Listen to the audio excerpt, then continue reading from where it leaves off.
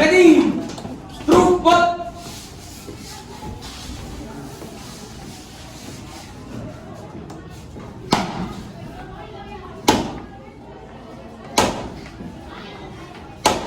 The Man with Bad Manners by Idrisha. Ha ha ha! Once upon a time, many years ago, when birds flew upside down, there was a village. Everyone who had a house in the village also had a field.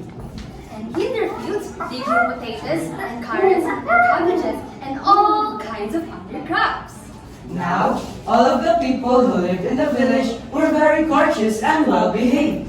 Except for one man who had very But Manners. ha ha ha! Whenever anybody said, "Good morning," to the man with bad manners, he would say, blah blah blah.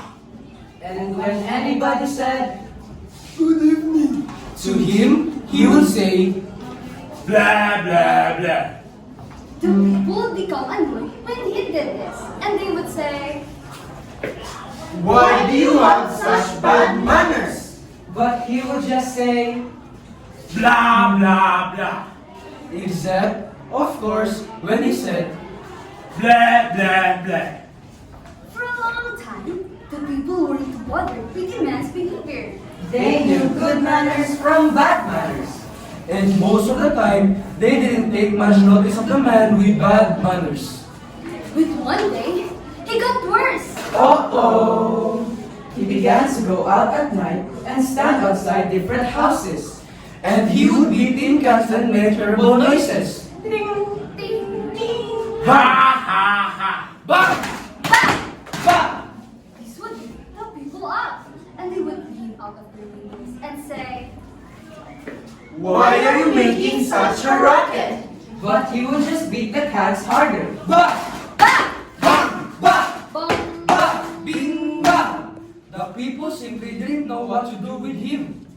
Now, one day, the man with the bad manners went to stay with some friends in another village. The people were so glad he was going away that they all gathered to watch him walk out of town. Among those watching was a very clever boy.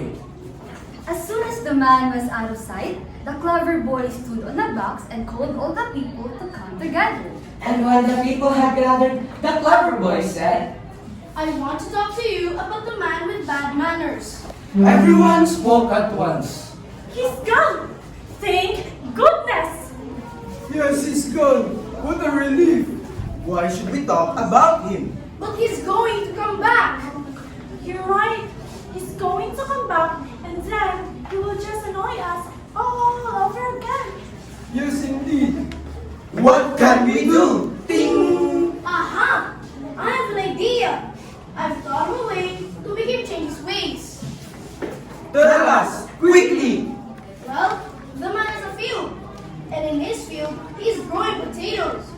While he's away, we'll take the potatoes out and put carrots in their place. Then, when he comes back, we can pretend that it isn't his field and that this isn't even his village. This is his village because he will see his house right there. His house is red. We'll paint it green, so we'll think it's some other house. What if he goes inside? I thought of that too. We'll paint the walls a different color and we'll paint the furniture a different color. And then we'll rearrange it. He's sure to think that it's somebody else's house. What good will that do? Well, he'll either go away or he'll change his ways. You know, it may just work.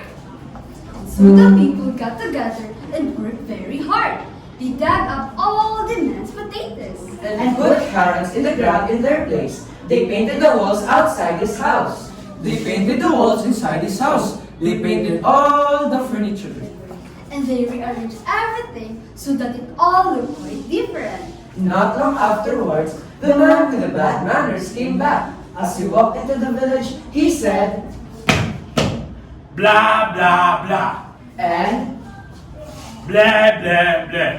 To everyone he saw. And he hit tin can just as loudly as ever. Bang! The people gathered around him. Hello there. Who are you? You know who I am. Oh no! We don't! Yes, you do. This is my potato field. But there are carrots in this field. This can't be your field. But my house is right over there. What color is your house? You know perfectly well that my house is red. But this house is green. Good heavens! That house is green. And then he ran over to the window and looked inside and saw that everything was quite unfamiliar. Dear me, maybe I don't come from this village after all. He looked around at all the villagers and then looked down at the ground. And all of a sudden, he became very sad. But if I don't come from this village, where do I come from? It's a secret. But we can tell you the secret only on one condition. You must promise to use good manners and speak courteously and behave properly from now on. If you promise that, we'll tell you the secret. I promise. Please tell me. We painted your house on the outside. We put carrots in your field. We painted it on the inside. We painted all your furnitures and then we rearranged it. We did it all to teach you a lesson. But now that you have promised to behave yourself, we'll change everything back and we can all live happily ever after. So the man with bad manners promised again to change his ways. He promised, and he promised, and he promised. And then, the people changed everything back for him. From then on, when anyone said Good morning. to the man, he replied cheerily. Good morning to you. And when anyone said, Good evening. to the man, he replied courteously. Good evening to you. And he never banged another cat. Ever. And so, Indeed, Everyone did live happily ever after. The end.